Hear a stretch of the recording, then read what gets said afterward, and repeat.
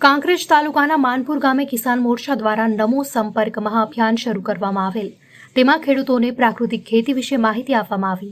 કેન્દ્ર સરકાર અને રાજ્ય સરકારની ખેડૂત સહાય વિશે પણ માહિતગાર કરવામાં આવ્યા અને ખેડૂતો સાથે પણ મુલાકાત કરવામાં આવી। એ બેઠકમાં ઉપસ્થિત જિલ્લા કિસાન મોરચાના ઉપપ્રમુખ દિનેશભાઈ ઠક્કર, કાંકરેજ તાલુકા કિસાન મોરચા મહામંત્રી મહેશભાઈ જોશી અને ગામના સરપંચ અને ગામના આગેવાનો અને ખેડૂત મિત્રો મોટી સંખ્યામાં ઉપસ્થિત રહ્યા હતા। મોનભા વાઘેલા સાહેબ વાઘેલા બોલું। આપણે જે પ્રાકૃતિક ખેતી છે એ ખેડૂત વિશે માહિતી આપું છું। એમાં શું કે પ્રાકૃતિક ખેતી છે એ સારી છે।